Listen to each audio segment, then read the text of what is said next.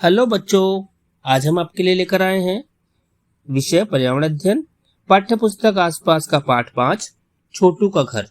प्रस्तुतकर्ता अजय कुमार गुप्ता। ये कहानी है छोटू की। छोटू पहली बार मुंबई आया। उसके पास अपना कोई घर नहीं था। वो पहले सड़कों पर इधर उधर घूमता रहा। अचानक बहुत तेज बारिश होने लगी। अब छोटू क्या करे? छोटू ने इधर उधर कोशिश की, कहीं सिर छुपाने के लिए जगह मिल जाए। तभी उसे एक पाइप दिखाई दिया, बड़ा सा सीमेंट का पाइप। छोटू ने उसे ही अपना घर बना लिया। अब छोटू उस पाइप में रहने लगा। छोटू ने पाइप के अलग अलग हिस्से कर लिए और उसी में खाने का स्थान, सोने का स्थान इस तरह से बना लिया। एक दिन मोनू नाम का एक बच्चा उसे दिखाई दिया। मोनू के पास भी अपना कोई घर नहीं था।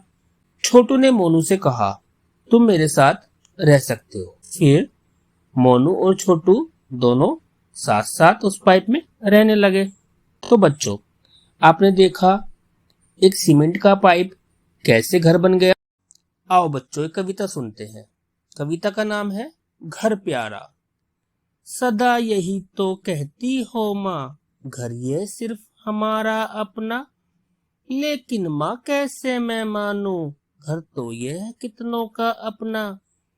देखो तो कैसे ये चूहे खेल रहे हैं पकड़म पकड़ी। कैसे मच्छर टहल रहे हैं, कैसे मस्त पड़ी है मकड़ी। और छिपकली को तो देखो, चलती है जो गश्त लगाती। अरे कतारे बांधे बांधे कहाँ चींटियां दौड़ी जाती। और उधर आंगन में देखो पक्षी कैसे झपट रहे हैं, बिल्कुल दीदी और मुझ जैसे किसी बात पर झगड़ रहे हैं।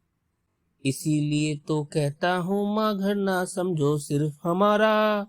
सदा सदा से जो भी रहता सबका ही है घर ये प्यारा।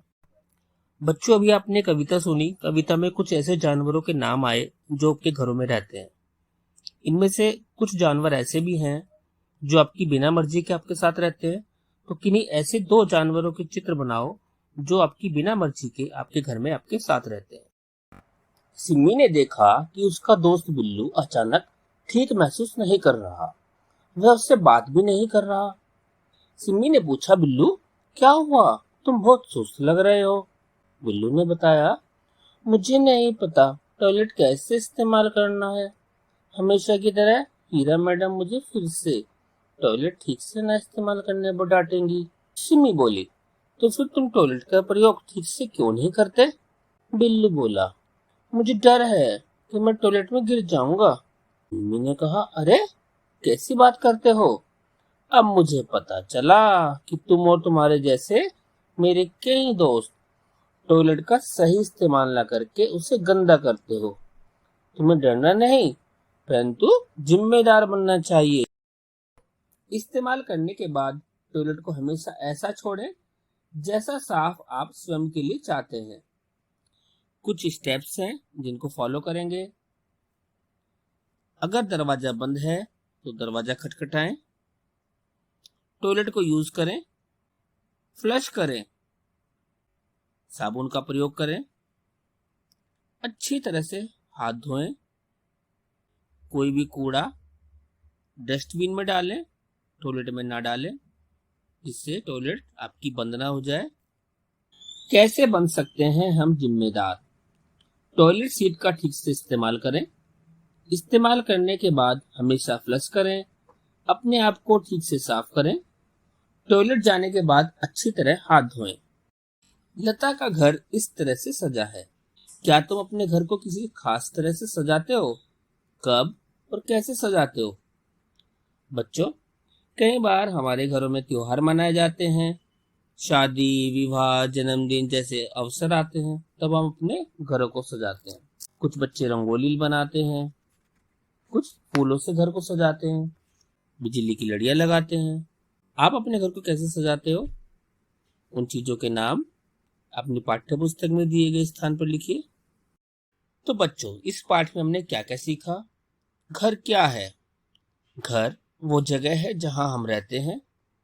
घर के अलग अलग हिस्से होते हैं, जैसे रसोई घर, बाथरूम, ड्राइंग रूम।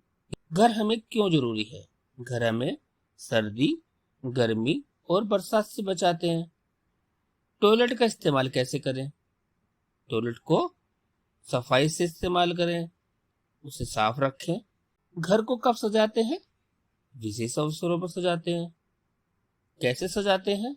फूलों से, रंगोली से या दूसरी चीजों से जो भी आपके पास आपके घर में होती है। तो इन बातों को आप ध्यान रखेंगे, पाठ को ठीक से पढ़ेंगे और समझेंगे।